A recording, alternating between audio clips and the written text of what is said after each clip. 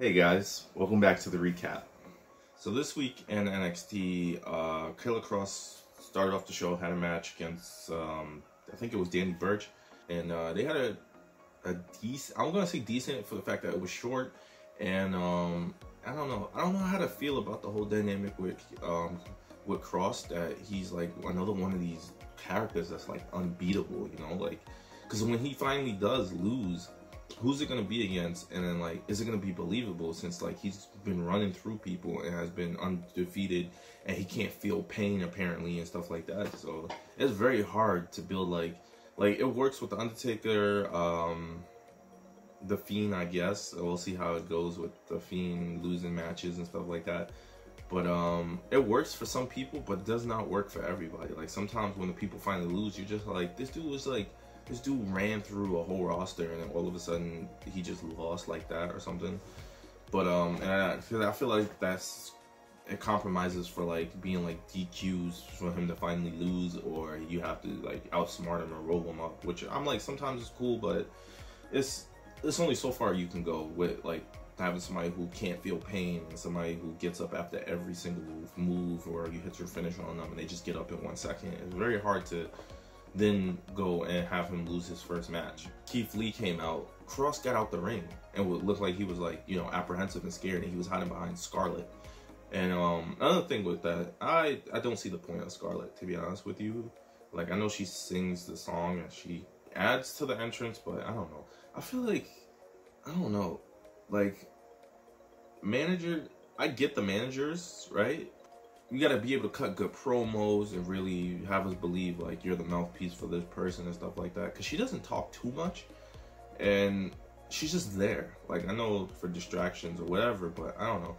Because I never liked, they have the female managers be there and they're just there to look pretty or stuff like that. Like, I'd rather you be a man. Like, you know how Paul Heyman was like a manager for the people, and he could talk on the mic. He got people to hate him or love him or whatever, and he was great on the mic. Like, I feel like that makes a good manager. Like, one female manager that I really, really like is Zelina Vega. And Zelina Vega wrestles too, but I really like Zelina Vega for the fact that she's there, and you could tell like they have her there, and she's not just there to look good, but she cuts great promos. She can come on the commentary announce table, and she'll sit there and she'll talk throughout the match with the other commentators about her colleagues and keep hyping them up.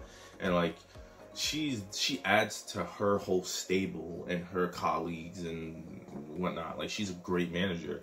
So if Scarlett is Cross's manager, I know they're like together in real life, but because she just kind of comes out in a latex suit and just, I don't know what she does, to be honest with you, but it's whatever. Maybe they'll develop her character later on. Maybe she'll start wrestling.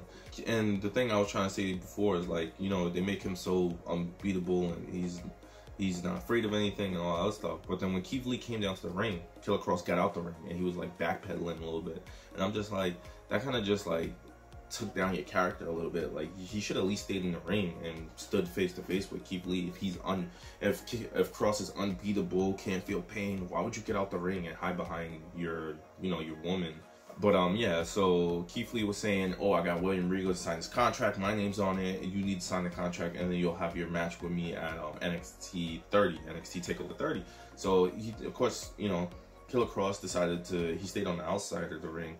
If I keep calling him Killer Cross, I'm sorry. I'm just used to his name being Killer Cross. So, of course, Keith Lee, you know, he throws the contract down to the edge of the ring. Scarlett comes and gets it, and then hands it to Cross. Cross signs it, and then hands it back to her. She kisses it, which I thought was weird at first. And then she slid it back in the ring. And then Keith Lee picks it up. He opens it to see where the guy signed, and then a fireball comes out. That I don't get, because then now that adds another aspect to it. Because at first I just thought he was like a monster. Like, the man works out, he's skilled in all these martial arts, and he has a high tolerance for pain.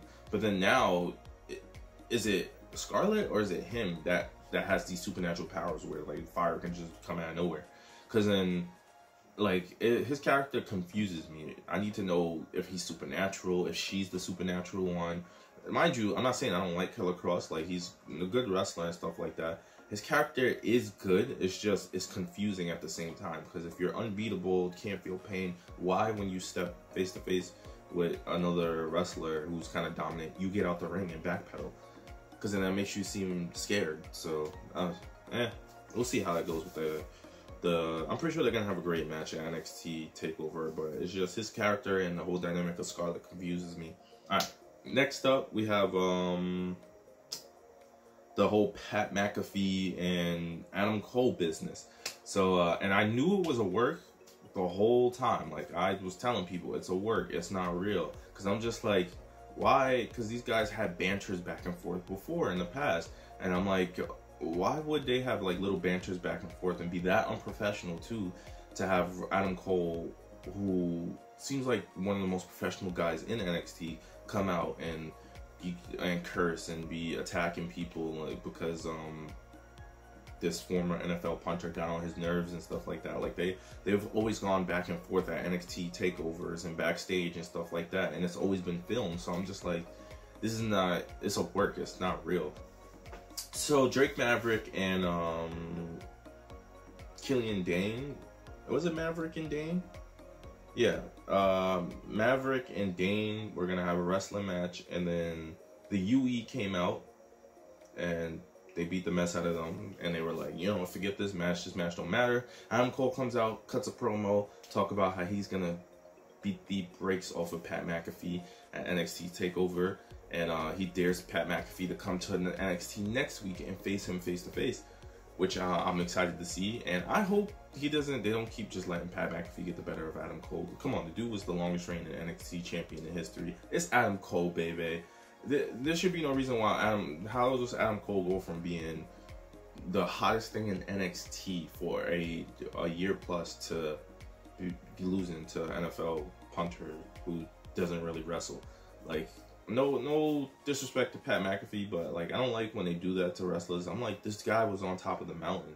Mind you, yeah, he can fall off, but to fall off to somebody who doesn't even wrestle, that you guys just brought in, who's like an entertainer or from another sport like basketball, NFL, whatever, it's kind of messed up. But I hope, I have high hopes that Adam Cole will beat Pat McAfee. I hope he does. If he loses, that kind of takes down my opinion a little bit of NXT, a little bit, but that's whatever. Sometimes somebody has to fall for somebody to rise. So Bronson Reed and Damian Priest had a good match as well, and Bronson Reed won that match. I was surprised that he won it. I really thought Damian Priest was gonna win, but I'm a fan of Damian Priest, especially for somebody who moves like him, the size that he is. I'm a fan of Damian Priest, and he's from New York, so gotta rep the New York wrestlers. All right, lastly, what we had like a triple threat match to see who's gonna join the ladder match for the North American title at NXT TakeOver, and it was Kushida versus Cameron Grimes versus mystery opponent. Nobody knew who this mystery opponent was gonna be. I'm a big fan of Kushida and Cameron Grimes. The only thing I don't like Cameron Grimes' character. I'm a big fan of his in-ring skills. I don't like his character. I don't like the way he talks. I don't like the whole hat and the leather. I don't like it. If anything, I probably liked him more when he's PWG and Impact Wrestling instead of this. I don't know what to tell you. I like his in-ring skills though. I don't fully dislike him. I just don't like his character too much. So our mystery opponent turns out to be the returning Velveteen Dream. He returned after, you know, he kind of took a break after he lost against Adam Cole for the NXT title. And he returned. These guys had a really good match, really good triple threat match, and then surprising to me, Cameron Grimes ended up winning, and that was a surprise to me. I thought either Kushida or, because Velveteen Dream just came back, he would have won, because usually when people return, they win the match. But then right after that, Velveteen Dream attacked Kushida and started beating him up. So I guess Velveteen Dream is a heel now. We'll see how that goes. I don't know if he was just frustrated that day, but I'm just going to go and say he's a heel now for, you know, attacking somebody after the match.